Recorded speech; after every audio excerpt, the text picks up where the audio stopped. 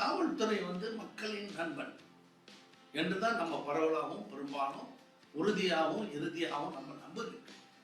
ஆனால் பலருடைய கம்ப்ளைண்ட், மன வருத்தம் என்னவென்றால், அவர்களுக்கு தேவை இந்த பிரச்சனையை தீர்த்து வைக்க இந்த காவல்துறையின் உதவி தேவை என்று போகின்ற போது அவர்கள் எதிர்பார்த்த அளவு அந்த உதவிகள் கிடைப்பதில்லை என்பது அவர்களுடைய மன வருத்தம்.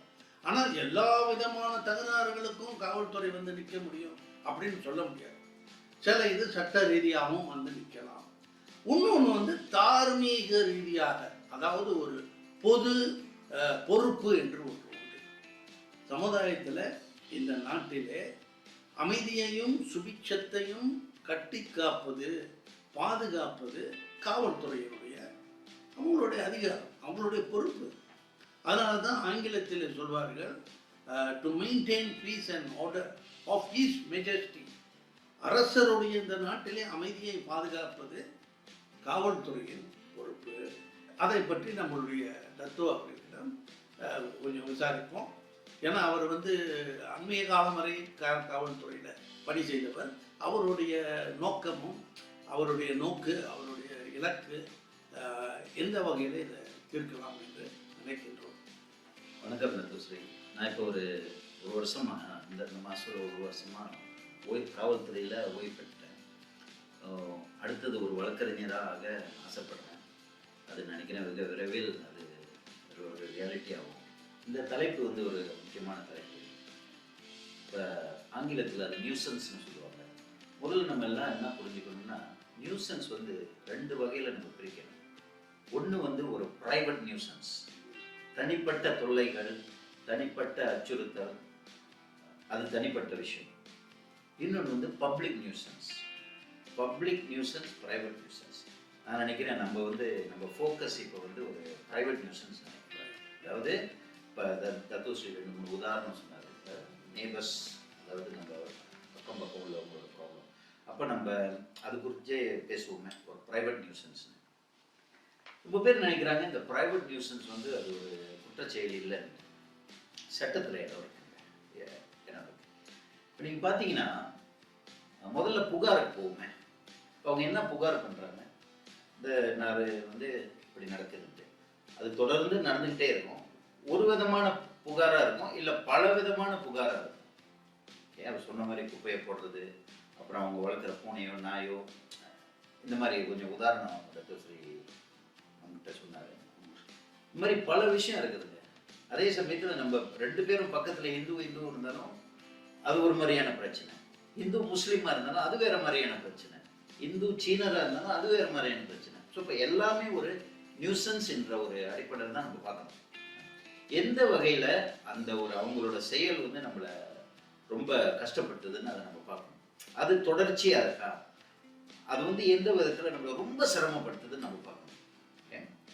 அடுத்தது என்ன செய்வோம், ஓரளவு நம்ம பேசி பார்ப்போம். முடியலையா, காவல்துறையில் போயிட்டு புகார். இந்த புகார் கொடுத்தோன்னே என் அனுபவத்தில் அந்த புகார் ஒரு ஒரு சின்ன பிரச்சனையாக பார்க்குறாங்க. சின்ன பிரச்சனையாக பார்க்குறாங்க. உண்மையிலே அதை நீங்கள் ஆரம்பத்திலே அடிமட்டத்திலே அதை நீங்கள் அட்ரஸ் பண்ணணும். அந்த இஷ்யூவை அது நாளாவ வளர வாய்ப்பு இருக்கு. எப்படி அட்ரஸ் பண்ணணும்னா, எல்லா டிஸ்ட்ரிக்டில் இப்போ செந்தூர் எடுத்துங்களேன். நம்ம 2 பேரும் இருந்த இடம் செந்தூர். அதில் சிகாம்பூர், அது ஜிஞ்சாங் இருக்குது, செந்தூர் இருக்குது, இப்போ கப்போங்னு இருக்குது. 3 இடம் இருக்குது. இப்போ நம்ம செந்தூர்லேயே எடுத்துக்கோங்க. அதில் ஒரு ஓசிஎஸ்ன்னு இருப்பாங்க, ஆஃபீஸர் இன்சார்ஜ் ஆஃப் ஸ்டேஷன். இந்த புகார் எடுத்து அவங்களோட ஆளுங்களை போயிட்டு பார்க்கணும். முதல்ல போய் பார்க்கணும். ஏன்னா புகார் பண்ணுறவங்க என்னென்னமோ புகார் பண்ணலாம். பட் இந்த பிரச்சனை உண்மையான பார்த்துட்டு ஒரு எச்சரிக்கையை கொடுத்தா ஆரம்பத்திலே அந்த பிரச்சனை நினைக்கிறேன் ஓரளவு சுமூகமாக தீர்க்க முடியும். ஏன்னா அந்த அந்த காவல்துறை உடனே போகிறாங்க பாருங்க, அந்த இடத்துக்கு போய் அட்வைஸ் பண்ணுறாங்க. ஸோ அதை தவிர்த்தலாம். ஆனால் நம்ம போகாத பட்சம் என்ன ஆகுதுன்னா, நாளாவ அது பிரச்சனை பெருசாகுது. பெருசாகணுன்னே சண்டை, சச்சரவு, இந்த மாதிரி பல சிக்கல்கள் வரும். அப்புறம் சண்டைன்னு போதுன்னா அது ஆட்டோமேட்டிக், அது வேற மாதிரி ஒரு குற்றச்செயலாயிடும். ஸோ இந்த நியூசன்ஸ் பிரிவு 268 286 பினல் 268 268 268 268.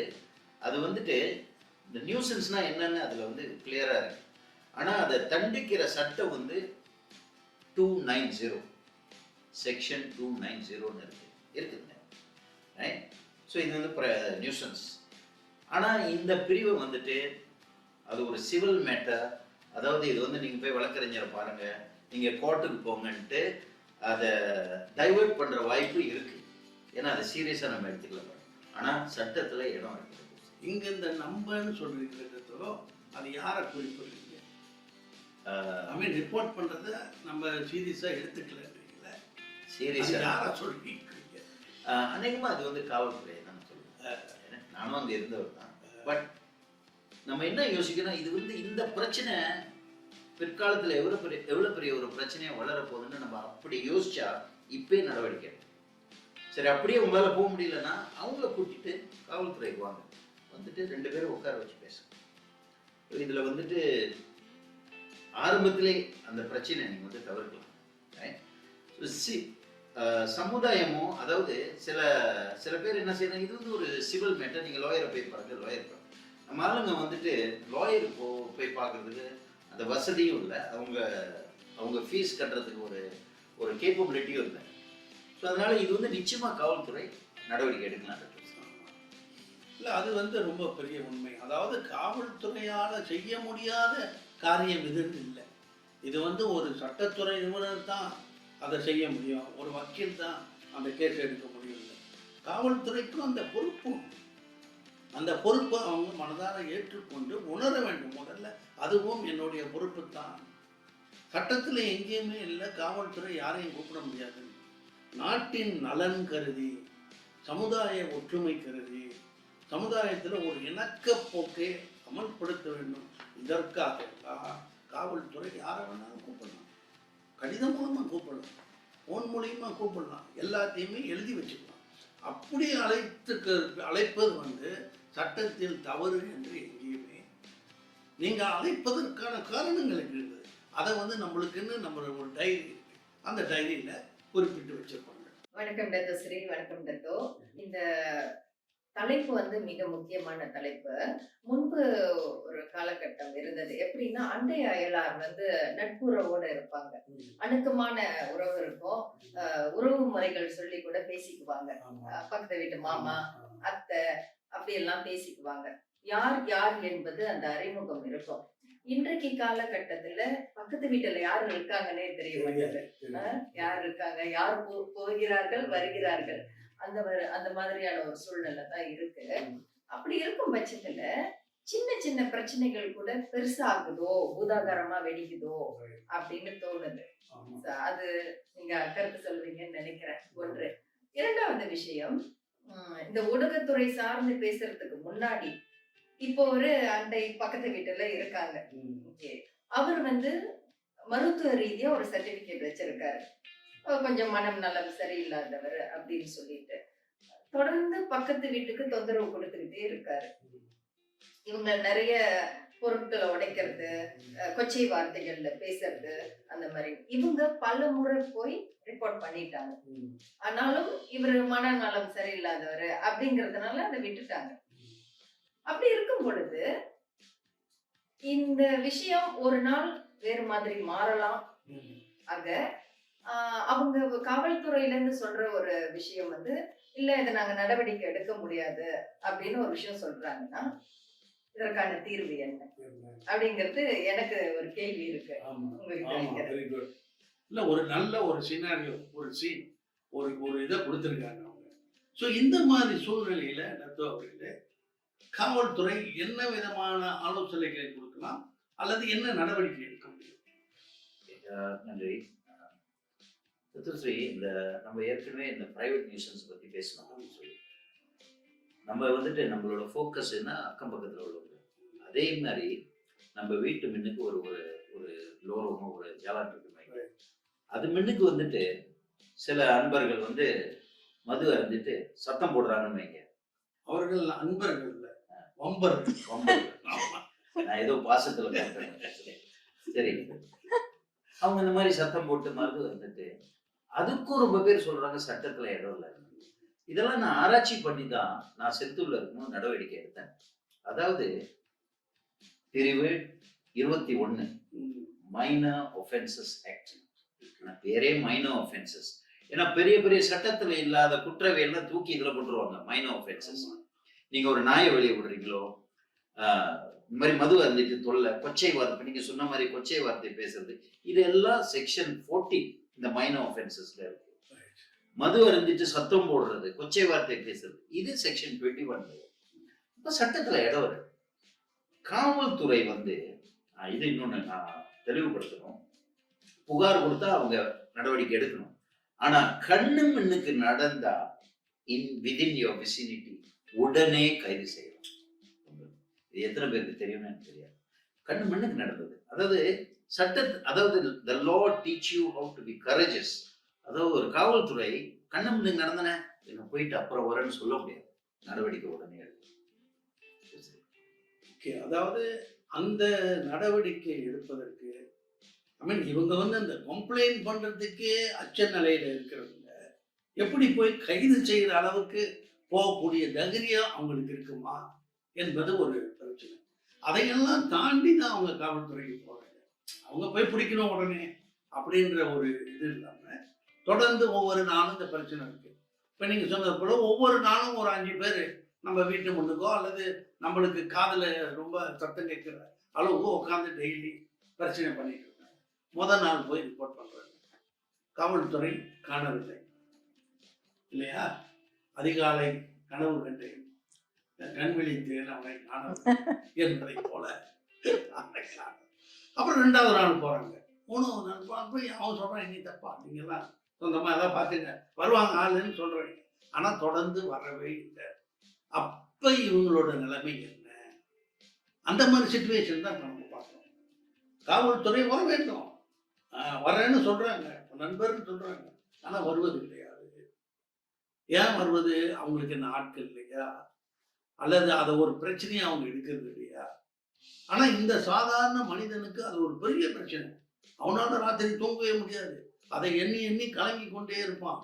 மனது உறுத்தலா இருக்கும், உளைச்சலா இருக்கும், சைக்காலஜிக்கலி ஸ்ட்ரெஸ். அதுக்கு காவல்துறை என்ன செய்யலாம்? அதாவது காவல்துறை மட்டுமல்ல, காவல்துறையோடு இணைந்து பயணிக்கின்ற குற்றத்தடுப்பு அறவாரியங்கள் இருக்கு. அந்த ஊர்ல சில பொதுமக்கள் நல சங்கங்கள் இருக்கு, கட்சிகள் எல்லாம் இருக்காங்க. இவங்க மூலியமாவும் ஏதாவது நடவடிக்கை எடுக்க எத்தனைக்க முடியுமா? சற்று முன் கேட்டது போல இப்போ அண்டைய 2 பேர் இருக்காங்க, பக்கத்து வீடு. அவர் மருத்துவ ரீதியா ஒரு சான்றிதழ் வச்சிருக்காரு. ஒரு பிரச்சனை வரும்பொழுது அந்த சான்றிதழ் எடுத்து காமிச்சிடுறாரு, எனக்கு நீ என்ன ஒண்ணும் செய்ய முடியாது அப்படின்னு. இது ஒரு உதாரணம் தான். அப்போ பக்கத்துல இருக்கிறவங்க வயதானவங்க தான், அவங்களும் அடிக்கடி போய் ரெப்போர்ட் பண்றாங்க. இந்த மாதிரி கொச்சையா பேசுறாரு, எதனா பொருளை தூக்கி போடுறாரு, இல்ல கேட்டை ஆட்டுறாரு, உடைக்கிறாரு, அந்த மாதிரி பிரச்சனைகள் இருக்கு. ஆக வாரத்துக்கு ஒரு முறை 2 தரப்புல இருந்தும் போலீஸ் புகார் போய்கிட்டே இருக்கு. எங்களை இவரு தொந்தரவு பண்ணிட்டாரு, அங்க கேட்டா அவரு தொந்தரவு பண்ணிட்டாருன்னு சொல்லிட்டு இதுக்கு தீர்வே இல்லாம போய்கிட்டு இருக்கு. இன்னொன்னு பக்கத்துல இருக்கிற நபர் தனியா வாழக்கூடிய ஒரு நபர், யாருமே இல்லை, அவர் மட்டுமே தனியா இருக்காரு. இந்த சூழல்ல ஒரு உச்சகட்ட ஒரு பிரச்சனை வரும்போதுதான் காவல்துறை நடவடிக்கை எடுக்க முடியுமா, அல்லது இப்ப வாரம் போய்கிட்டு இருக்கிற இந்த பிரச்சனைக்கு அவங்க ரிப்போர்ட் நடவடிக்கை எடுக்க முடியுமா? இவருக்கு அந்த மெடிக்கல் சான்று இருக்கு இல்லையா, இது 3ஐயும் தொடர்பு படுத்தி அதற்கான தீர்வு என்ன? நன்றி, புரியுது, கேள்வி புரியுது. இப்ப பாருங்க, நம்ம ஏற்கனவே பேசின உதாரணம் இந்த தகராறு வர்றதே ஒரு நாள் ஒரு குறிப்பிட்ட நேபர்ஸ் தான். இப்ப நீங்க சொல்ற உதாரணம் 2 பேரும் புகார் பண்ணிட்டு இருக்காங்க. ஓகே, மேபி நீங்க சொன்ன உதாரணத்துல இந்த மனநிலை பாதிக்கப்பட்டவர் அவரோட செயல் இவங்கள பாதிக்கும். இப்ப இவங்களும் அதுக்கு தகுந்தாப்புல ஏதாவது செய்யணும். 2 பேரும் புகார் செய்யணும், அதுதான் உங்களோட கேள்வி. இது நிறைய புகார் போயிட்டு இருக்குன்றீங்க.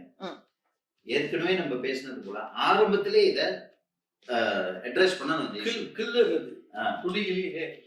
ஆரம்பத்திலே அட்ரஸ் பண்ணணும். சரி, அதை தவிர்த்து இதுலயும் சட்டத்துல இடம் இருக்கு. அந்த காலத்துல நீங்க பாத்தீங்கன்னா இந்த மாதிரி பிரச்சனைகள்லாம் ஒரு ஃபைல நம்ம காவல்துறை திறந்துட்டு 2 புகாரும் அங்க வச்சுட்டு அது வந்துட்டு நம்ம மேஜிஸ்ட்ரேட்டுக்கு அதெல்லாம் புகார்லாம் சேர்த்து படங்கள் எல்லாம் ஆதாரங்கள் சேகரித்து அதில் ஒரு ஃபைலில் கம்பைல் பண்ணி நீங்கள் மேஜிஸ்ட்ரேட்டுக்கு ரிஃபர் பண்ணணும். இந்த மாதிரி பிரச்சனை இவர் இப்படி இப்போ நீங்கள் சொன்னீங்க மனநிலை பாதிக்கப்பட்டவர், ஆனால் இவருக்கு வந்து அந்த சான்றிதழ்லாம் இருக்குது. இப்போ இருந்தாலும் இந்த பிரச்சனை இவர் செய்யறதுனால இந்த பிரச்சனை இவருக்கு இவங்க வந்து அதுக்கு ரெசிப்ரோகேட் பண்றாங்க. ஸோ இது ரெண்டையும் நீங்க ஆதாரத்தை சேகரிச்சு மேஜிஸ்ட்ரேட்டுக்கு பிரிவு 67 கிரிமினல் ப்ரொசீடியர் கோட் இருக்கு. இதை நீங்க செஞ்சு இந்த முறையை நீங்க அனுகரிச்சீங்கன்னா மேஜிஸ்ட்ரேட் போய் அதை கொடுக்கும்போது அவங்க பரிசீலிச்சு பார்ப்பாங்க, ஆர்டர் கொடுப்பாங்க. 2 பேருக்கும் எப்படின்ட்டு ஏதாவது ஒரு ஆர்டர் கொடுப்பாங்க. அது மலாயில வந்து போன் பர்க்லக்வான் பை அப்படின்னு, அதாவது நம்ம சிம்பிளா சொன்னா 2 பேரும் பிஹேவியர் ஷாப், அந்த வார்னிங் தான் மேஜிஸ்ட்ரேட் கொடுக்குறது. அதை தவிர்த்தா அது ஒரு கண்டெம் ஆஃப் கோர்ட் ஆயிடும். நீங்க சொல்லலாம் இந்த ஆர்டர் கொடுத்து மறுபடியும் அந்த பிரச்சனை திருப்பியும் வளரும் அப்படின்னு நீங்க சொல்லலாம். அது அது இந்த ஆர்டர் வந்தோடனே மறுபடியும் அந்த பிரச்சனை திருப்பியும் வந்துச்சுன்னா அது கண்டெம் ஆஃப் கோர்ட், ஒரு பார்ட்டிக்கு ஏதாவது ஃபைன் வரும். ஸோ இதெல்லாம் அதோட ப்ரொசீடியர்ஸ் இருக்குது. ஸோ இதுதான் அதோட முறை. அதாவது காவல்துறை இந்த ஃபைல் சேகரிச்சு ஆதாரத்தை மேஜிஸ்ட்ரேட் கொடுக்கணும். இதுதான் வழி. இது அதுவரை இது தொடரும். ஆனா இப்ப டத்தோ என்ன சொல்றாருன்னா, அந்த அளவுக்கு போகாம உடனடியா போய் அந்த காவல்துறை வந்து அந்த ரிப்போர்ட்டுக்கெல்லாம் உடனடியா 5 இருக்கும் போதே 10 இருக்கும் போதே நடவடிக்கை எடுத்து 50 100 ஆகுற வரைக்கும் வெயிட் பண்ணக்கூடாது. அதாவது அது வந்து அந்த கண்டெம் ஆஃப் கோர்ட் அப்படின்றதுல அது வந்து கோர்ட்டை அவமதித்தல். அப்ப இந்த அவங்க கொடுக்குற ஆர்டர், அப்ப இந்த மேஜிஸ்ட்ரேட் பார்ப்பாங்க 2 பேரோட கதையும் கேட்டுட்டு யாரு இதுல தப்பு செய்யறாங்க. ஒரு காமன் சென்ஸ்னு ஒண்ணு இருக்கும்ல, பொது பார்வையில நமக்கு தெரியும் இவன் சொல்றதுதான் ரைட்டு, இவன் செய்யறது சரியில்லை. அப்ப அவனுக்கு அந்த ஆர்டர் கொடுப்பாங்க, அதை மீறி செஞ்சீங்கன்னா then we can arrest you and charge you. ஒண்ணு. ரெண்டாவது, அப்படி அவனோட மென்டல் நிலைமை வந்து அவ்வளவு தூரம் மோசமா இருந்தா காவல்துறை can refer him to the hospital. Psychiatric evaluation தஞ்சைராமுத்தால் இருக்கு, அது போயினால can send to the welfare department because he cannot fit to live alone. அந்த ஒரு வீட்டுல தனியா அவனை இருக்க வைக்க கூடாது. வெல்ஃபேர் டிபார்ட்மெண்ட் அவனுக்கும் ஒரு ஆபத்து வரலாம், அவனே சொந்தமா கூட கையை வெட்டிக்கலாம், காயப்படுத்திக்கலாம், அல்லது மற்றவங்களுக்கும் அதை செய்யலாம். ஆக 2 பேரோட பாதுகாப்பையும் கருதி அவனை வேற ஒரு இடத்துக்கு கொண்டு போறது ஒரு சாத்தியமான ஒரு வழிமுறை தான். அதே போலதான் இன்னொரு சம்பவமும், அதிகப்படியா காவல்துறையில ரிப்போர்ட் செய்தோம், நடவடிக்கை இல்லைன்ற ஒரு காரணத்தை சொல்லி இவங்க வீடு மாத்திட்டு போயிட்டாங்க. அவர் அங்கேயே தான் இருக்காரு. இவங்க இருந்தவங்க வீடு மாத்திட்டு சொந்த வீட்டை விட்டு சேவா வீட்டுக்கு போயிட்டாங்க. அப்ப அடுத்து அங்க வரக்கூடியவங்களோ இல்ல அந்த பக்கத்து வீட்டுக்கு வரக்கூடியவங்களுக்கும் அந்த பிரச்சனை வரலாம், தொடர்ந்துகிட்டே இருக்கும். ஏன் இத நான் சொல்றேன்னா, இந்த மாதிரி நிறைய சம்பவங்கள் இங்க நம்ம ஊடக செய்தியா வரும். அதுக்கு நம்ம செய்தி போட முடியாது, ஏன்னா பக்கத்து வீட்டு பிரச்சனையை நம்ம ஒரு செய்தியா கொடுக்க முடியாது இல்லையா? இது நிறைய நடக்குதுன்னு நினைக்கிறேன். நடக்கும்போது நீங்க பாருங்க, நீங்க சொன்னீங்கல்ல இந்த பிரச்சனை தொடர்ந்து நடக்கும்னு, அடுத்த வரவங்க அந்த வீட்டுல இருப்பாங்கன்னு நினைக்கிறீங்களா? இந்த வீட்டுல வந்து நீங்க சேவை கட்டாதீங்க, இங்க தட்டாதீங்க, இது பிரச்சனை அந்த பக்கத்து விட்டாரு அப்படின்னு அந்த வீடே விற்காம போயிடும். அது மட்டும் இல்ல, இந்த பிரச்சனைகள் பல்வேறு ரூபங்கள்ல சில பேருக்கு வருது. இது வந்து குடியிருப்பு பகுதியில ஒரு நெய்பர், அவர் வந்து ஒரு வியாபாரமே பண்றாரு, அந்த வீட்டுல சமைக்கிறாங்க, ஹெவி கமர்ஷியல் குக்கிங். அதனால அதுல உள்ள எண்ணெய், அந்த புகை, அந்த நாற்றங்கள் எல்லாம் இந்த வீடுங்களுக்கும் வருது, அந்த துணிகள்லாம் ஒரே நாற்றம். இவங்க போய் ரிப்போர்ட் பண்ணாங்க. அதுக்கு என்ன இந்த காவல்துறை நடவடிக்கை எடுக்க முடியுமா? இதுல என்ன இந்த முக்கியமான விஷயம், இந்த இஷ்யூ டாபிக், காவல்துறை விரைந்து வந்து காது கொடுத்து கேட்குமா? அதுதான் ஒன்னாவது. ரெண்டாவது தான் அவங்க ஆக்ஷன் எடுக்கிறாங்களா இல்லைங்களா? இப்போ முதல் எதிர்பார்ப்பே உடனடியா விரைந்து வந்து என்ன அப்படின்னு கேட்கறதுக்கு ஒரு ஆள் வேணும். அதை காவல்துறை சரியாக செய்கின்றதா, செய்ய வேண்டி இருக்கின்றதா, இல்லை செய்யுமா அப்படின்றதுதான் மக்களோட கேட்டு. இப்போ நீங்க பாத்தீங்கன்னா நம்ம டைம்ல தான் நிறைய தாமான் இருந்துச்சு. ஆமா, இந்த பிரச்சனை நிறைய இருந்துச்சு. நம்மளுக்கு நிறைய ஃபைல் வரும். அதனாலதான் நம்ம வந்து முக்கியத்துவம் கொடுத்து இன்னைக்கு அதுக்கு என்ன தீர்வுன்னு எங்களால பதில் சொல்ல முடியுது. அதுக்கு தீர்வு இருக்கு. இப்ப எல்லாம் கொண்டு போயிட்டாங்க. இந்த தரமானலாம் கொஞ்சம் குறைஞ்சிருச்சு. ஆமா. கேட்டட் கம்யூனிட்டின்னு எல்லாம் நிறைய வந்துருச்சு. இப்ப எல்லாம் கொண்டு போயிட்டு இப்ப நீங்க பாத்தீங்கன்னா நான் நிச்சயமா நான் சொல்றேன், காவல்துறை ஒரு ஆராய்ச்சி பண்ணாங்கன்னா இந்த மாதிரி பிரச்சனை கொஞ்சம் குறைஞ்சிடும். ஏன்னா எல்லாம் கொண்டு கொண்டு வரல, அவங்கவுங்க கதவு சாத்திட்டு பேசாம இருப்பாங்க. அடுத்தது டத்துஸ்ரீ சொன்ன அந்த அந்த எக்ஸாம்பிள், அதாவது சமைக்கிறது, வியாபாரம் பண்றது, இந்த லைசன்ஸ் வந்து யாரு கொடுக்குறாங்க? லோக்கல் அத்தாரிட்டி தான் லைசன்ஸ் கொடுக்குறாங்க. அவங்க புகார் பண்றது காவல்துறை தான். அவங்களுக்கு எல்லாம் என்ன தெரியும்? புகார்னா காவல்துறை தான். காவல்துறை என்ன பண்ணலாம்? இப்ப நான் இந்த மாநில டத்துஸ்ரீயும் சரி, நம்ம செந்தூர்ல இருக்கும்போது எங்களுக்கு வந்து நல்ல ரெப்போ இருந்துச்சு. இந்த லோக்கல் அத்தாரிட்டி இவங்களெல்லாம் கூப்பிட்டு என்னென்ன மாதிரி பிரச்சனை வரும் அப்படின்னு உட்காந்து இதை தீர்வு பண்ணும். இந்த மாதிரி பிரச்சனை வந்தா இந்த மேட்டர் உங்களுக்கு நாங்க ரிஃபர் பண்ணுவோம், நீங்க போய் உடனே நடவடிக்கை எடுங்க. வேணும்னா எங்கேயும் உங்களுக்கு பயமா இருந்துச்சுன்னா, உங்களுக்கு எதுவும் உயிருக்கு ஆபத்து இருந்துச்சுன்னா நாங்களும் வரோம் அப்படின்ட்டு ஒன்னா செயல்படும். லோக்கல் அத்தாரிட்டி கூட வழி இருக்குது. இது வந்து எப்படி நம்ம நெட்வொர்க்கிங் மத்த லோக்கல் அத்தாரிட்டி கூட, அதே சமயத்துல இந்த பிரச்சனையை எப்படி நம்ம அப்ரோச் பண்ணோம். இப்ப வீடு உடைக்கிறாங்க, அது ஒரு பிரச்சனை தானங்க, ரொம்ப சென்சிட்டிவான இஷ்யூங்க. பட் அது இன்னைக்கு தலைப்பு இல்ல. இப்ப இருந்தாலும் அதோட ப்ரொசீஜர்ஸ் எல்லாம் இருக்குது. இதை எப்படி நம்ம அணுகுறோம், எப்படி நம்ம ரெப்போ மத்த ஏஜென்சிஸ் கூட, அதுதான் முக்கியம். காவல்துறை உடனே வந்து ஒரு அட்வைஸ் எது கொடுத்தா அதுலயே பாதி பிரச்சனை முடிஞ்சிருங்க. நம்ம வளர விட்டா தானே இதெல்லாம் மத்த பிரச்சனை எல்லாம் வரும். ஆமா. ஸோ ஆகட்டோ ராமேஸ்வரி அவர்களே, இந்த காவல்துறையில இந்த பணியாற்றுகின்ற அதிகாரிகள் பெரும்பாலும் இந்த மாதிரி கேஸுகளை எடுக்கிறவங்க, அந்த ரிப்போர்ட்டை எடுக்கிறவங்க உயர் அதிகாரிகளா இருக்க மாட்டாங்க. த மோஸ்ட் ஒரு சார்ஜன், ஒரு கோப்பரல் அல்லது ஒரு இன்ஸ்பெக்டர் லெவல்ல அதை ரிஃபர் பண்ணுவாங்க. இவங்களுக்கு போதுமான பயிற்சி இருக்கின்றதா? ஏன்னா அவங்க 10 ஆண்டுகள் வேலை செஞ்சதை விட இப்படி ஒரு செக்ஷன் தத்துவப்பெல்லாம் குறிப்பிட்டாங்களே, செக்ஷன் 67, செக்ஷன் 268, இதெல்லாம் வந்து அவங்களுக்கு தெரியுமா? ஏன்னு கேட்டாக்கா இது தெரிய வேண்டியது அவசியம். பெரும்பாலான மக்கள் வந்து ஒரு நாளைக்கு ஒரு ஒரு இடத்துல இருந்து ரிப்போர்ட் பண்றாங்கன்னா ஒரு இடத்துல 10 கொலை நடப்பதில்லை, ஆனா 10 தகராறுகள் நடக்கும். ஆக சமுதாயத்துல இந்த பிரச்சனை ஒரு பெரிய பிரச்சனையாக இருக்கு. அதை அணுக வேண்டியதும் சரி செய்ய வேண்டியதும் தேவையான ஒரு. இப்ப நம்மளுக்கு அண்மையில கோவிட் வந்துச்சு. அப்ப எல்லா டாக்டர் யாரா இருக்கிறாங்களோ எல்லாரும் ஓடி போய் ஆயிரக்கணக்கான லட்சக்கணக்கான இந்த பிரச்சனைய பார்க்கணும் அப்படின்ற ஒரு சூழ்நிலை வந்துச்சு. அப்ப அந்த டாக்டர் சொல்ல முடியாது, நான் வந்து ஹார்ட் டாக்டரு, நான் கண் டாக்டர்ப்பா, நான் வந்து காலதாப்பா பார்ப்பேன், நான் இதெல்லாம் கவனிக்கணும்னு சொல்ல முடியாது. எல்லாரும் போய் அதை பார்க்கணும். அது போல இந்த நிலைமை ரொம்ப இருக்கு. மக்கள் பெரும்பாலும் மகிழ்ச்சி இல்லாம தத்தளிக்கின்ற ஒரு ஏரியா வந்து கேட்டீங்கன்னா இந்த பப்ளிக் நியூசன்ஸை தட்டி கேட்பதற்கு ஆள் இல்லாத. ஸோ இதுக்கு நான் என்ன நினைக்கிறேன், காவல்துறையில ஒரு பிரத்யேகமான ஒரு செக்ஷனே இருக்கணும். இந்த மாதிரி கேஸுங்களும் just refer, no need to refer to சாதாரண கொள்ளை அடிப்பதும் கொலை செய்வதும் கற்பழிப்பது இந்த மாதிரி கூட இதெல்லாம் போவாங்க.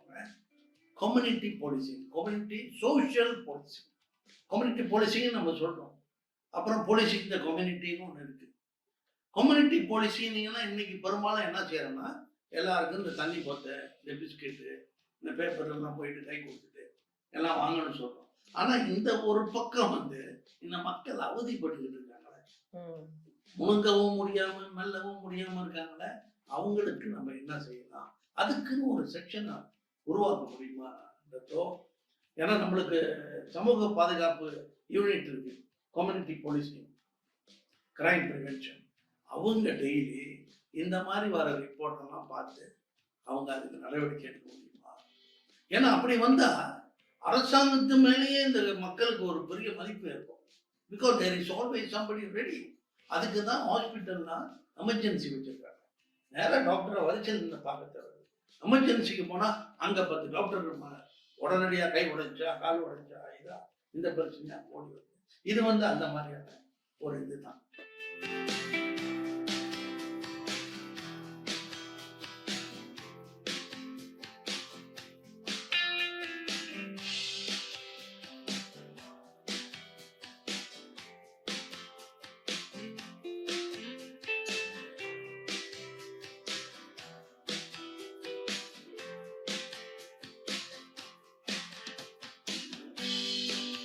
தத்துஸ்ரீ இப்ப நீங்க சொன்னது போல இப்போ பொதுமக்கள் ஒரு பிரச்சனையை வந்து காவல்துறைக்கு கொண்டுட்டு போறாங்கன்னா இது ரெண்டு விதமா பாக்குறோம். முன்பு வந்து நம்மளுக்கு பெரிய பயம் வரும், ஐயோ ஒரு வந்தா இதை தீர்த்து வச்சுட்டு போயிருவாங்க காவல்துறையில இருந்து வந்தா அப்படின்ட்டு. இப்போ வந்து அந்த விழிப்புணர்வு மக்களுக்கு அந்த நம்பிக்கை இருக்குதான்னு கேட்டாக்கா நமக்கு என்ன ஒரு கேள்வி வருதுனாக்கா, விஷயம் தெரிந்த சட்டத்திட்டம் தெரிந்த புதிதாக பணி செய்யும் காவல் அதிகாரிகள் தயார் நிலையில இருக்காங்களா? ஒரு விஷயத்த கொண்டு போகும் பொழுது அந்த சட்டத்திட்டம் தெரிந்து உடனடி நடவடிக்கை எடுக்கக்கூடிய அதிகாரிகள் இருக்காங்களான்னா எங்களுக்கு அது ஒரு கேள்வி வருது. அது வந்து நீங்க அதுக்கான பதில் சொல்லணும். ஏன்னாக்கா இப்போ நம்ம ஊடகமா இருக்கிற சமயத்துல நம்மகிட்ட வந்து அழைச்சு சொல்லுவாங்க, இந்த மாதிரி பக்கத்துல இல்ல இந்த மாதிரி செய்துட்டாங்க, கேட்டு வந்து இப்படி செஞ்சுட்டாங்க, காரை வந்து பார்க்கிங் போடுறாங்க, நீங்க வந்து செய்தியா போடுங்கன்னு. நம்ம நிச்சயமா அது செய்தி ஆக்க முடியாது. ஏன்னாக்கா நம்ம என்ன கேட்போம்னா, உங்கள்கிட்ட போலீஸ் ரிப்போர்ட் இருக்கா? இன்னொன்னு சாதாரண செய்தியும் நம்மளும் போட முடியாது, போலீஸ் ரிப்போர்ட் இருக்கான்னு கேட்போம். இன்னொன்னு இருதரப்பு பக்க நியாயமும் நமக்கு தெரியாது, நம்ம நேரடியா பாக்கல. அப்படின்னும் பொழுது அவங்க நம்ம கிட்ட வராங்க, அவங்க முதல்ல போலீஸ் ஸ்டேஷன் தானே போனோம், அவங்களுக்கான தீர்வை தேடுறாங்க. எங்க போனா அப்ப நம்ம பேப்பர்ல போடலாமா அப்படின்னு கேக்குறாங்க. அந்த முடிவுக்கு வராங்க, அப்ப பேப்பர்ல போட்டா தீர்வு கிடைச்சிருமா? ஆனா அவங்களுக்கான தீர்வு கொடுக்க வேண்டிய இடம் இது. சோ அந்த விழிப்புணர்வு வரணும்னாக்கா நிச்சயமா அவங்க தேடி போற காவல்துறையில ஒரு சுமூகமா பிரச்சனையை தீர்த்து வைக்கக்கூடிய விஷயம் தெரிந்த சட்டத்திட்டம் அறிந்த காவல் அதிகாரி அங்க தயாரா இருக்கணும். இத பத்தி நீங்க சொல்லணும், தயாரா இருக்காங்களா? அதுக்கு இடையிலமா, அதாவது மக்கள் ஏன் இப்படி நாலாபுரமும் போறாங்கன்னா, அவங்கள வந்து ஒரு தத்தளிக்கிற நிலைமை. கடல்ல விழுந்து தத்தளிக்கிறவனுக்கு கையில எது கிடைச்சாலும் அதை ஒழுங்கி பிடிப்பான், அதனால நம்ம காப்பாற்றிக்க முடியும். அது போலதான் காவல்துறை எடுக்காத காலத்துல பத்திரிகை துறையில யாராவது நம்மளுக்கு உதவி செய்வாங்களா, இதை ஹைலைட் பண்ணுவாங்களா, எக்ஸ்பெக்டிங் சம்திங். ஆனா அந்த காவல்துறையே வந்து திருக்குறள்ல சொல்லுவாங்க, இதனால் இவன் முடிப்பான் என்றாய்ந்து அவன் கண் விடுது. அதான் இந்த போலீஸ் ஸ்டேஷனே, அவங்கத்தான் இந்த பிரச்சனைகள் எல்லாம் சரியா முடிப்பாங்க என்று எண்ணி தான் மக்கள் வந்து அவங்கள நம்பி போறாங்க. அவங்க முடிச்சு கொடுப்பாங்க, ஆதரவா பார்ப்பாங்க, கருணையோடு பார்ப்பாங்க. அது இல்லாத போதுதான் அந்த மன இறுக்கம், வெறுப்பு எல்லாமே வருகிறது. தத்துவம் என்ன சொல்றீங்க? நன்றி தத்துஸ்ரீ. நீங்க சொன்ன ஒரு சஜஷன். இப்போ பாருங்க, இப்ப ஏற்கனவே நம்ம பேசுனதுல பாத்தீங்கன்னா சட்டம் எல்லா இடத்துலயும் அங்கங்க ஒளிஞ்சிருக்கு. இப்ப நம்ம பிரச்சனையெல்லாம் இப்ப எடுத்து பேசும்போது நம்மளுக்கு என்ன தோணுதுன்னா, இந்த சட்டம் ஏன் ஒரே இடத்துல இருக்க மாட்டேங்குது, பல இடத்துல மறைமுகமா இருக்குது. ஒரு உதாரணத்துக்கு சொல்றேன், சரி, ரோட் டிரான்ஸ்போர்ட் ஆக்ட் இருக்கு. கார் வந்து ஒரு டேஞ்சரஸ் ரெக்லஸ் டிரைவிங் மாதிரி ஓட்டுறாங்க, அது ஒரு நியூசன்ஸ் தானே. ஆனா அது ரோட் டிரான்ஸ்போர்ட்ல அங்க போய் ஒளிஞ்சிருக்கு. ரைட்டா? கஸ்டம்ஸ் ஆக்ட்னு ஒண்ணு இருக்கு, அது ஒரு விதமான நியூசன்ஸ் அங்க ஒளிஞ்சிருக்கு. பீனல் கோட் 510ன்னு சொன்னேன், அங்க கொஞ்சம் ஒளிஞ்சிருக்கு. மைனர் ஆஃபென்சஸ்ல கொஞ்சம் ஒளிஞ்சிருக்கு. ஸோ இது எல்லாமே நீங்க வந்து ஒன்னா எடுத்து ஒரு வக்கல்ல போட்டீங்கன்னா, படத்தை எல்லாம் ஒரே வக்கல்ல போட்டீங்கன்னா, அதோட அடிப்படை ப்ராப்ளம் நியூசன்ஸ் தான். எப்படி நியூசன்ஸ் வந்து நீங்க ஒண்ணா டீட்டெயிலா சொல்ல தேவையில்லை. நியூசன்ஸ்னா ஒருத்தவங்களோட அமைதிய, peace, enjoyment of my land, இது என்னோட இடம், இந்த இடத்த நான் வந்து என்ஜாய் பண்ண. என்ஜாய்னா அந்த மாதிரி என்ஜாய் இல்லை, எனக்கு உரிமை இருக்கு இந்த வீட்டுல இருந்து நான் சந்தோஷமா இருக்கணும். அதை ஒருத்தன் பக்கத்து வீட்டுள்ளவனோ ரோட்டு முன்னுக்கோ எவன் எந்த செயல் கொண்டு அதை நம்ம என்ஜாய்மெண்ட், நம்ம ரைட்ஸை கெடுக்கிறானோ, அது பிகம்ஸ் நியூசன்ஸ். இதெல்லாம் சேர்த்து ஒரே வக்கல்ல போட்டு ஒரு சட்டமா இருக்கணும் தான் என்னோட அபிப்பிராயம். நினைக்கிறேன் அதை வந்து கூட ஒரு முன்வைப்பா, ஒரு ஆலோசனையா காவல்துறைக்கும் எடுத்து சொல்லலாம். ஒரு கட்டுரையா எழுதியும் நீங்க சொன்ன இதை நம்ம தொடர்ந்து பேச்சுவார்த்தை நடத்தலாம். ஏன்னா இந்த சப்ஜெக்டே வந்து சமுதாய நலன் கருதி தான் நம்ம செய்யணும். நம்ம பேசுறது இந்த பேச்சோட போயிடக்கூடாது. இதுக்கப்புறம் அதை ஒரு தொடர்ந்து ஏதாவது ஒரு முடிவு ஒண்ணு வரும். ரத்துஸ்ரீ சொன்னது போல நியூசன்ஸ் சொல்லும் பொழுது, இப்ப நீங்க சொல்லும் பொழுதுதான் நிறைய ஞாபகத்துக்கு வருது. இப்ப விழா காலங்கள்ல பட்டாசு வெடிப்பாங்க, பட்டாசு வெடிக்கிறது பக்கத்துல வந்து ஒரு ஆஸ்மா பேஷண்ட் இருப்பாங்க, இல்ல வந்து கொஞ்சம் உடல் ரீதியா ரொம்ப பாதிக்கப்பட்டவங்க இருப்பாங்க. அந்த சத்தம் கேட்க முடியாது. அந்த புகை வந்து பிரச்சனையா இருக்கலாம். அல்லது நீங்க சொன்ன மாதிரி பிராணிகள் வளர்க்கறதோ, இல்ல வந்து இந்த கார் வந்து ஆமா ரூம் பண்ணிக்கிட்டு ஆமா. சத்தமா பண்றதோ, வேகமா ஓட்டுறதோ வீட்டு முன்னாடி. ஓகே, இப்ப ரத்தம் சொன்னீங்க நிறைய ஒளிஞ்சிருக்கு சட்டங்கள் அங்கங்க ஒளிஞ்சிருக்கு அப்படின்னு சொல்லிட்டு. இந்த விழிப்புணர்வு வேணும். குற்றம் செய்யறவங்களுக்கும் வேணும், பாதிக்கப்படுறவங்களுக்கும் வேணும். என்ன மாதிரியான பிரச்சனைகளை போய் புகார் அளிக்கலாம், இவங்களுக்கும் தெரியணும் என்னென்ன பிரச்சனை வந்தா போய் புகார் அளிச்சிருவாங்க அப்படின்னு சொல்லிட்டு. அப்ப இது சார்ந்த விழிப்புணர்வு வேணும் தானே சரி. அப்ப இது விழிப்புணர்வு ஏற்படுத்தக்கூடிய நிகழ்ச்சிகளோ, ஆமா தகவல்களோ, இப்ப நீங்க சொன்ன மாதிரி ஊடகத்தை பயன்படுத்திக்கலாம். இது காவல்துறை செய்யணும் இல்லையா? செய்யலாம். இல்ல எந்தெந்த டிபார்ட்மெண்ட் செய்யலாம்? இது சட்டம் சம்மந்தப்பட்டது. அது புதுசா ஒரு சட்டம் அவங்க இனிமே ஆரம்பிச்சு அதை பார்லிமெண்ட் கொண்டு வந்து சட்டம் கொஞ்சம் டைம் எடுக்கும். இப்போ இருக்கிற சட்டம் வந்துட்டு ரொம்ப பேருக்கு அதான் சொன்னேன், ரொம்ப பேருக்கு தெரியாது. இந்த விழிப்புணர்வு வந்து நம்ம காவல்துறை வந்து மறுபடியும் எடுத்து சொல்லி இந்த மாதிரி சட்டத்துல இடம் இருக்கு, நீங்க ஆரம்பத்திலேயே போய் இந்த பிரச்சனையை நீங்க சால்வ் பண்ணணும், இல்லாட்டி அது வளர. இப்போ நம்ம என்ன செய்யணும், இதை விசாரிக்கிறதுக்கு வந்து ப்ரொசீஜர்ஸ் இருக்கு, இல்லைன்னு சொல்லவே முடியாது. அது நம்ம ஆட்டிடியூட் பொறுக்கிறது. நம்ம வந்து இது ஒரு சின்ன பிரச்சனை ஒரு அலட்சியமா எடுத்துக்கிட்டா அது அப்படிதான் ஆகும், நாளாக பெருசாகும். வந்துட்டு காவல்துறைகிறது என்ன கேட்டிங்கன்னா, நான் நிறைய ஆர்டிகல்ஸ்லாம் எழுதியிருக்கேன். ஸோ இதை பற்றி இப்போ இங்கே வந்தோன்னு தான் தெரியும், இதை பற்றி ஒரு ஆர்டிக்கல் எழுதணும். கண்டிப்பாக எழுதணும். ஏன்னா இந்த இது வந்து பல தொட்டு பிரச்சனை. நம்ம பேசுறது 2-3 மேலால பேசியிருக்கோம். சில வீட்டில் வந்து பக்கத்து வீட்டுக்காரங்க காரை கொண்டு போட்டுருவாங்க, இல்லை ஒரு லோரி பிஸ்னஸ் செய்வாங்க, அவங்க காடியை போட்டு அவங்க போய் படுத்துருவாங்க, காலையில் 11 மணிக்கு எழுந்திருப்பாங்க. இந்த வீட்டில் இருக்கணும் டீச்சராக இருப்பான், காலையிலே 7 மணிக்கு வெளியாக பார்த்தா பெரிய ட்ரெய்லர் ரோடு வீட்டு முன்னே இருக்கும். அவன் என்ன செய்வான், எங்கே போவான், அப்போ அவனோட மனநிலை என்ன எப்படி இருக்கும்? ஸோ இதை ஒரு நாள் ஏதோ ஒரு பிரச்சனைன்னு பேசலாம், ஆனால் டெய்லி அங்கே போட்டுட்டு இருந்தானாக்கா காவல்துறை தான் வந்து கை கொடுக்க வேண்டும். என்ன நடக்குது சரி பாத்தீங்கன்னா, இப்போ புகாருக்கு போறதுக்கு முன்னாடி எல்லாம் சோசியல் மீடியால இப்ப அந்த விஷயத்து வந்து ஒரு சம்பவம் நடக்கும் பொழுது சோசியல் மீடியால வந்துருது. அதுக்கப்புறம் தான் காவல்துறைக்கு தெரிய வரும் பொழுது அவங்க கேட்பாங்க இது புகாருக்கு வரல அப்படின்னு சொல்லிட்டு நம்ம வந்து ஸ்டேட்மெண்ட். அது பிரச்சனை இல்லை, சோசியல் மீடியா போயிட்டு அதுக்கப்புறம் காவல்துறை கவனத்துக்கு வந்தா பிரச்சனை நடவடிக்கை எடுக்கலாம். ஏன்னா நாங்க எல்லா இடத்துலயும் இருக்க முடியாதுல்ல. சோசியல் மீடியா மூலமா இந்த விஷயம் தெரிஞ்சா அவங்க நடவடிக்கை எடுத்துதான். இப்ப அந்த மாதிரி ஒரு டெக்னிக் வந்து நிறைய வந்துருச்சு. நம்மளோட சிந்தனை வந்து இது வந்து காவல்துறையோட சம்பந்தப்பட்டது இல்ல, இது அவங்க செய்யணும் இவங்க செய்யணும். காவல்துறை மனசு வச்சா நிறைய விஷயம் செய்யணும், நிறைய நடவடிக்கை எடுக்கும். ஆமா உண்மைதான். அதனால தான் இந்த காவல்துறையில வந்து இப்ப அந்த ஒரு செக்ஷன் இருக்கு, JPJKKன்றாங்க. இது வந்து பொது அமைதி பாதுகாப்புன்னு ஒரு தனி யூனிட். அதில் ஹண்ட்ரட்ஸ் ஆஃப் ஆஃபீஸர் இருக்காங்க. இப்போ இவங்களை வந்து ஒரு தனியாக ஒரு பகுதி ஒரு செக்ஷன் உருவாக்கி ஒவ்வொரு மாவட்டத்திலையும் அல்லது ஒவ்வொரு பாளையக்கூடத்துலையும் வாரம் வாரம் ஒரு முறையாவது இவங்கெல்லாம் உட்கார்ந்து யார் கூட சேரலாம், டவுன் கவுன்சில் ரொம்ப இருக்கு, ஹெல்த் மினிஸ்ட்ரி இருக்கு. ஏன்னா இதெல்லாம் வந்து ஒரு அந்த பிரச்சனை என்னன்னு பார்த்து எல்லாரும் அவங்க டிசைட் பண்ணலாம். இது உன்னோட ஏரியா, மரம் வளர்க்குதா, பக்கத்துல இடம் வருதா, என்ன இதை வந்து ஓகே டவுன் கவுன்சில் யூகோ. ஏன்னா அவங்களுக்கு அந்த பைலாஸ் இருக்கும், ஒருத்தவங்க வீட்டில் உள்ளது மற்ற வீட்டுக்கு போக முடியாது, இவங்க வீட்டில் உள்ள எக்ஸ்டென்ஷன் அடுத்த வீட்டு உள்ளுக்கு போய் நிற்க முடியாது, இதெல்லாம் பைலாஸ் இருக்கு. ஆனா அவங்க அதை நடவடிக்கை எடுக்கணும். அதே போல இப்போ வந்து பக்கத்து வீட்டில் நிறைய தொட்டி வச்சிருக்காங்க, அதுல நிறைய கொசுவெல்லாம் வருது, அதை போய் இவங்க போலீஸில் ரிப்போர்ட் பண்றாங்க.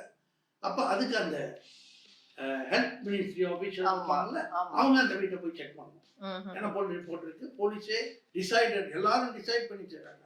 எல்லா என்ஃபோர்ஸ்மெண்ட் ஏஜென்சியும் ஓகே இதை செய்யலாம், யாரும் யாரையும் சூ பண்ண முடியாது, எந்த எதிர் வழக்கும் போட முடியாது. ஏன்னா இது பொது நலன் கருதி செய்ய வேண்டியது. பொதுமக்களுக்கும் சரி தனிப்பட்ட முறையிலையும் அவங்களுடைய என்ன சொல்றது அவங்களோட ரைட்டை அதை வந்து ப்ரொடெக்ட் பண்ண வேண்டியது அரசாங்கத்தின் கடமை. டத்துஸ்ரீ நீங்க சொன்ன மாதிரி நீங்க சொன்னீங்க இப்போ இந்த கொசு வருது அவங்க வச்சிருக்கிற தண்ணியில இருந்து, இப்போ அதை தொட்டு பேசுனீங்க.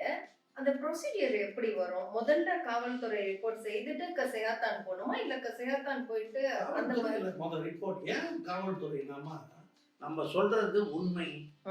காவல்துறை ரிப்போர்ட் பண்ண யாரும் பொய்ய போய் ரிப்போர்ட் பண்ண முடியாது. அப்படி பண்றவனா ஒரு குற்றம், அப்படி சார்ஜ் பண்ணிட வேண்டியது. அதனாலதான் எதையுமே காவல்துறைக்கு போனா உண்மையை போய் சொல்றாங்க. அதை வச்சுதான் மத்த டிபார்ட்மெண்ட் ஒரு உண்மையான செய்தி வந்து நிச்சயமா மக்களுக்கு நல்ல தகவலா இருக்கும். ஆமா. அடுத்தது சரி, ஏன் புகார் பண்றாங்கன்னா ஒரு சொன்ன மாதிரி உண்மை தான் உண்மை. என்னோட உரிமை பறிக்கப்பட்டது. எப்படி பறிக்கப்பட்டது அது நம்ம பேசணும். இத உங்கள்கிட்ட நான் ஒப்படைக்கிறேன், நீங்க விசாரிங்க. அதான் அதோட பொருள். இந்த ரிப்போர்ட் பண்ற ரீசனே என்னோட உரிமை பல இன்சிடென்ட்னால பறிக்கப்படுது. இப்ப நம்ம பேசுற டாபிக் வந்து நியூசன்ஸ். நான் புகார் பண்றேன், என் உரிமையை கொஞ்சம் ஏதாவது பாருங்க, என்ன செய்ய முடியும். அவங்க ஹெல்த் மினிஸ்டருக்கு ரிஃபர் பண்றாங்களோ, லோக்கல் அத்தாரிட்டிக்கு ரிஃபர் பண்றாங்களோ. ரொம்ப முக்கியமான விஷயமா. அதாவது நம்ம வந்து இந்த இஷ்யூன்னு பேசும்போது ஒரு சின்னதா இருக்கு, பக்கத்து வீட்டுல கொசு பிரச்சனை, என்னடா கொசு தானே அப்படின்னு இல்ல, ஒரு கொசு பிரச்சனையே பூதாகரமான சண்டையா முடியுது. ஆமா. சோ இதெல்லாம் அதை வந்து அந்த உணரணும், காவல்துறை அதிகாரிகள் உணரணும். உணர வைக்க வேண்டியதும் காவல்துறை உயர் அதிகாரிகளுக்கு ஒரு பொறுப்பு. இதற்குன்னு பிரத்யேகமா அவங்களுக்குலாம் ஒரு போஸ்ட் கொடுத்துருக்கோம், ரொம்ப நல்லது. இதனால பல பிரச்சனைகள் தீரக்கூடிய வாய்ப்பு. இன்னொரு உதாரணம் சின்னதா வச்சுருக்கோம், வருவோம். ஆக டத்து சொன்னபடி சட்டங்கள் இல்லாம இல்லை. சட்டங்கள் இல்லை என்றாலும், பிரத்யேகமான சட்டம் இல்லைனாலும் பொதுவான ஒரு பொறுப்பு இருக்கு. எங்குமே அமைதியை பாதுகாக்க வேண்டியது காவல்துறையின் கடமை. அதை நிறுத்தி அவங்க செய்யணும். அவங்களோட டைரியில எழுதிடலாம், இப்படி ஒரு கம்ப்ளைண்ட் வச்சு இதுக்காக நான் இதை செய்கிறேன், இது கோர்ட்டுக்கு போறேன், யாரு நம்மள என்ன சூ பண்ணாலும் நான் ஏன் அதை செஞ்சேன் அப்படின்றதுக்கு இங்க இது இதான் வெரி இம்பார்ட்டன்ட். இந்த diary, investigation diary, daily police எங்களோட ஆக்டிவிட்டி, அது வெரி இம்பார்ட்டன்ட். அடுத்தது வந்து இப்போ அண்மையில் வந்து ஒரு கேஸ் வந்துச்சு. என்னன்னா பக்கத்தில் வந்து வீட்டு பகுதியில் ஒரு பப் இருக்கு. ஆனால் பெரும்பாலும் எல்லாருக்கும் தெரியும், பப்பில் வந்து சத்தம் வந்துச்சுனாக்கா அந்த பப்புக்கு லைசனே கொடுக்க மாட்டாங்க. ராத்திரியில் சத்தம் போடுறோம், இது வீட்டு பக்கத்தில் குடியிருக்க பகுதி, you cannot give a liaison. But இங்கே வந்து பக்கத்தில் ஒரு ஸ்கூல் இருக்கு. அந்த ஸ்கூலில் வந்து ஒரு சைனீஸ் அந்த ட்ராமா இருக்குல்ல, பெரிய டிராகன் இது, அதை வச்சு ராத்திரி 11 மணி வரைக்கும் அதையோ அடிச்சு, அங்க உள்ளவங்கலாம் 90 வயசு 85 வயசு, they cannot sleep day and night. பகல்லையும் அடிக்கிறாங்க, ராத்திரிலையும் அடிக்கிறாங்க, so they cannot sleep. அங்க போய் சொன்னா அந்த ஸ்கூலு சொல்லுது, எல்லாம் மாணவர்கள் பயில்கின்றார்கள், நாங்கள் ஸ்கூலு அதை தான் செய்யறோம். ஆனா இதுல என்ன டிஃபரன்ஸ் இருக்குதோ, ஒரு பப்ல இருந்து சவுண்ட் வந்தா நம்ம நிக்கணும் பாட்டுறோம், ஸ்கூல்ல இருந்து வந்தா அது தெய்வீகமான சத்தமா இல்ல இதுவும் ஒரு நியூசன்ஸ் தானா, அதை என்ன இருக்கு? ஏன்னா அது பாதிக்குதுல அந்த மக்களை, அதை எப்படி அணுகலாம் நீங்க நினைக்கிறீங்க? நியூசன்ஸ் என்றது அந்த ட்ரம் அடிச்சாங்க, அவங்க பெர்ஸ்பெக்டிவ்ல நீங்க பார்க்க கூடாது. ரைட். பாதிக்கப்பட்டவங்க பெர்ஸ்பெக்டிவ்ல தான் நீங்க பார்க்கணும். அதுதான் நியூசன்ஸ். முதல்ல நான் சொன்ன மாதிரி திஸ் இஸ் மை லேண்ட், இது என்னோட இடம், I am entitled for peace and enjoyment. என்னோட ரைட்ஸ், அது பறிக்கப்படுது. எப்படி பறிக்கப்படுது? இந்த செயல். இப்போ இது என்ன எஜுகேஷன் மினிஸ்ட்ரி சம்பந்தப்பட்டது தானே, புகார் பண்ணலாம். பட் காவல்துறை உடனே அந்த ஸ்கூலுக்கு போயிட்டு இந்த மாதிரி ஒரு புகார் வந்திருக்கு, ப்ளீஸ் நீங்க வேற எங்கேயாவது போயிட்டு ப்ராக்டிஸ் பண்ணுங்க, ப்ராக்டிஸை நிப்பாட்டணும்னு இல்லை, வேற எங்கேயாவது போய் ப்ராக்டிஸ் பண்ணாம நல்ல அது எப்படி நடவடிக்கை எடுக்கிறீங்களோ, இல்லாட்டி ஒரு ரூம்ல ஒரு நைட் க்ளோஸ் ரூம் இந்த மாதிரி இடத்துல போய், அதெல்லாம் நிறைய நிறைய வழி இருக்கு.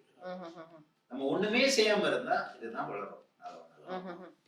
ஸோ அங்க இருக்கிறவங்களும் என்ன சொன்னாங்க, தத்தோஸ்ரீ இது நீங்களா பார்த்து எதுவும் உதவி செய்யலன்னா நாங்க எல்லாம் ஒரு 100 பேர் போய் உள்ளுக்கு போது என்ன செய்வோம்னு எனக்கு தெரியாது, அது பள்ளிக்கூடமோ மாணவர்களோ என்னாகும். ஏன்னா அந்த நேரத்தில் இந்த கோபம் வந்துச்சுன்னா அதை வந்து தவிர்க்க முடியாம அப்படி வந்த அது வராம தவிர்க்க வேண்டியது காவல்துறையோட பொறுப்பு. ஆனா இந்த காவல்துறையை தட்டி எழுப்புவது எப்படி என்பதுதான் இப்ப நம்மளுடைய பெரிய, அதுக்காக தான் நம்ம பேசிக்கிட்டு இருக்கோம். ஆகவே நமது காவல்துறையும் இதை நல்லா கேட்டு அதுக்கான நடவடிக்கைகள் எடுக்க வேண்டும். ரத்துஸ்ரீ அது தொட்டு இன்னொரு சொல்லுங்க. இடைச்சிருக்கலாம். இப்போ இந்த அண்டை அயலார் சண்டை பிரச்சனையில முக்கியமான பங்கு வகிக்கிறது வந்து வீட்டுக்கு வீடு ஆலயம் வச்சு திருவிழா செய்யறது அது. அத புகார் வந்திருக்கா? எப்படி அத கையாண்டிருக்கீங்க? அதாவது ஆலயம் வச்சிருந்தா அமைதியான முறையில வச்சிருந்தா ஒன்றும் பிரச்சனை இல்லை. ஆனா அதனால இப்ப நம்ம ஐயா சொன்னது போல நம்மளுடைய அமைதிக்கும் நம்மளுடைய மன இதுக்கும் பங்கம் விளைவிக்கக்கூடிய ஒரு எதிர்ப்பை தெரிவிக்கக்கூடிய ஒரு உளைச்சலை ஏற்படுத்தக்கூடிய நிலை இருந்தா நிச்சயமா நம்ம ரிப்போர்ட் பண்ணலாம். எந்த டவுன் கவுன்சில் எடுத்து போய் நான் போயிருந்தேன். நீ வந்து சாமி கும்பிட உள்ளுக்கு, ஆனா நீ அங்க ஆடு வெட்டி பெரிய பெரிய ஆளுங்கெல்லாம் கொண்டாந்து ட்ரம் வச்சு அடிச்சு அது முடியாது. அதுக்கு ஒரு கோயில் இருக்கு, வீட்டில் இதை செய்ய முடியாது என்பதெல்லாம் சட்டம். அவர் சொன்னது மாதிரி சட்டங்கள் ஒளிந்து கொண்டு இருக்கலாம், ஆனால் காவல்துறை அங்கே இங்கே ஒளிந்து கொண்டு இருக்கக்கூடாது. அவங்க வரணும் வெளியே வந்து அந்த நடவடிக்கை எடுக்கணும். இன்னொன்று எடுத்து இது வசதி உள்ளவங்க ஆக்சுவலி ஒரு சிவில் ஆக்ஷன் கூட எடுத்துருக்கோம். அந்த கோர்ட்ல வந்து டேமேஜஸ் கம்பென்சேஷன் கொடுப்பாங்க. இதுல கோர்ட்டட் கேஸ் நிறைய இருக்கு, இந்த மாதிரி பிரச்சனைகள் நிறைய இருக்கு. அது கொஞ்சம் வசதி உள்ள சில பேர் வந்துட்டு வக்கீல அப்ரோச் பண்றது கொஞ்சம் யோசிப்பாங்க. அவங்க முதல் யோசனை காவல்துறை தான். வக்கீல போய் பார்க்கறது வந்து செலவு வரும், அது அதனால தவிர்த்துருவாங்க. சொல்றதோ கடைசியில் முடிக்கிறது முன்னால இப்போ நம்ம பிரச்சனைகள்லாம் பேசியிருக்கோம். மக்கள் எப்படியெல்லாம் கஷ்டப்படுறாங்க, இப்படிலாம் செஞ்சா நல்லா இருக்கும்னு நம்ம பேசியிருக்கோம். ஆனால் இப்போ பிரத்யேகமாக நாடு முழுவதும் மக்களுக்கு இப்படி பல பேர் இதில் விக்டிமா இருப்பாங்க, பாதிக்கப்பட்டவர்களாக இருப்பாங்க. உடனடியாக அவங்க யாரை தொடர்பு கொள்ளலாம்? ஒரு மாவட்ட போலீஸோ அல்லது முக்கியமான ஏதாவது நேரடியான அழைப்புகள், நண்பர்கள், இந்த பிரச்சனையை 10 வருஷமா எனக்கு யாருமே போலீஸ் செய்யறதில்லை, இதை நீங்க கவனிக்கணும்னு ஒரு கேட்கும் அளவில் இருக்கும். எந்த நிலையில போய் இவங்க கான்டாக்ட் பண்ணலாம், யாரை போய் கான்டாக்ட் பண்ணலாம், எப்படி பேசலாம், போன்ல பேசலாமா, சூறா எழுதலாமா, அல்லது லாயரை போய் தான் சூறா எழுதி அனுப்ப முடியுமா, எப்படி சொல்லுங்க? பல வழிகள் இருக்கிறது. முதல்ல வந்துட்டு எல்லா டிஸ்ட்ரிக்ட்லயும் தெரியாது இல்லை, ஜிப்ஸ்னு ஒரு யூனிட் இருக்கு. அதுல வந்து பீரோ அது பார்கென் பண்ணாடுவான் அவாம்னு. ஓகே, இது வெரி இம்பார்ட்டன்ட். நீங்க சொல்லும்போது மக்கள் அதை கேட்டு வெரி ஜிப்ஸ் அந்த மாதிரி ஜிப்ஸ் ஜபத்தான் integrity that for upon standard right. So அதுல வந்து பீரோ பண்ணாடுவான் அவாம் இருக்கு எல்லா டிஸ்ட்ரிக்ட்லயும் இருக்கு. இமெயில் மூலியமா அவங்க அட்வான் எல்லாம் இருக்குது. ஸோ நீங்க அங்கே கம்ப்ளைண்ட் பண்ணலாம். 1 பே. நம்பர் 2 நம்ம இந்த கம்யூனிட்டி பாலிசிங் இருக்குல்ல, இவங்களுக்கு நீங்க you can write to them complaint OCPD. So நம்ம என்ன செய்யணும், மோஸ்ட் ஆஃப் தேம் என்ன செய்கிறாங்க, அவங்களுக்கு எப்படி கான்டாக்ட் பண்ணுறது தெரியும். ஸோ அது it's a responsibility of every district. இங்கே எடுத்துக்கோங்க சித்தூர், அவங்க சொல்லணும் உங்களுக்கு எதுவும் பிரச்சனைனா இங்கே கம்ப்ளைண்ட் பண்ணுங்க, இங்கே கம்ப்ளைண்ட் பண்ணுங்க, இந்த அதிகாரி வந்து இதை அட்ரஸ் பண்ணுவாங்க. இந்த அணுகுமுறை ஒரு டிஸ்ட்ரிக்ட் இல்லை, மலேசியாவில் உள்ள 156 டிஸ்ட்ரிக்டும் have to have this approach. Right? புக்கிடாமன் எல்லாருக்கும் தெரிஞ்சது புக்கிடாமன் வந்துட்டு அங்க எல்லாருமே அங்கதான் இருக்காங்க. பட் அந்த பிரச்சனை வந்துட்டு அங்க போய் திருப்பி மறுபடியும் கீழே வந்து கொஞ்சம் டைம் எடுக்கும். ஸோ நேரம் அந்த டிஸ்ட்ரிக்ட் 156 டிஸ்ட்ரிக்ட் என்ன பண்ணணும், ஒரு போர்ட்டல் இருக்கணும், ஒரு பிளாட்ஃபார்ம் இருக்கணும் for people to complain on nuisance problems. So and at the same time நம்ம officers must be well trained, well equipped in the நியூசன்ஸே அவங்களுக்கு ஒரு நியூசன்ஸா இருக்கக்கூடாது. ஐயோ என்ன இது ஒரு நியூசன்ஸ், நம்மளுக்கு ஒரு நியூசன்ஸா இருக்கு, அவங்களுக்கு தொல்லையா இருக்கக்கூடாது. அவங்க எப்படி இந்த ப்ராப்ளம் சால்வ் பண்றது, networking with other local authority and agency, health ministry, எல்லா மினிஸ்ட்ரி கூட ஒரு பிளாட்ஃபார்ம் இருக்கணும். மந்த்லி மீட்டிங் வைக்கணும், ரிவ்யூ பண்ணணும் கேசஸ் ஆஃப் நியூஸ். இந்த மாதிரி இப்போ நீ ஸ்டார்ட் பண்ணி ஆரம்பத்தில் கொஞ்சம் கஷ்டமாக தான் இருக்கும், பட் நாள I think should be a problem. So இது வந்து அப்புறம் இதுக்கான அந்த கான்டாக்ட் தொடர்பு கொள்ள வேண்டிய முகவரி அல்லது இமெயில் அட்ரஸ் இதெல்லாம் வந்து டத்தோ வழங்குவார்கள். இதை பொதுமக்களுக்கு நீங்களும் முடிஞ்சாங்க அதில் போட்டு ஒரு உதவி செஞ்சால் அது ஒரு பெரிய நன்றியாக இருக்கும். ஆகவே இன்று அன்புள்ள தோழர்களே, இவ்வளவு நேரம் பொறுமையாக இருந்து இதை ஒரு நியூசன்ஸாக கருதாமல் நாங்கள் எல்லாம் அலசி ஆராய்ந்து இந்த விஷயங்களை எல்லாம் நீங்கள் தெளிவாக விளங்கி இருக்கோம். ஆகவே எதற்கும் அச்சம் வேண்டாம். நம்ம வந்து அதுக்கு எப்படி அந்த சொல்யூஷன், அந்த பிரச்சனைகள் தீர்வு காண்பது இந்த சிறு சிறு தகராறுகள், சச்சரவுகள் என்பதற்கான வழிவகைகளை பேசியிருக்கின்றோம். அதன்படி எல்லோரும் நடவடிக்கை எடுத்து தங்கள் பிரச்சனைகளுக்கு தீர்வு காண முயற்சிக்க வேண்டும் என்று கேட்டுக்கொண்டு முடித்துக் கொள்கின்றேன். நன்றி, வணக்கம். நன்றி.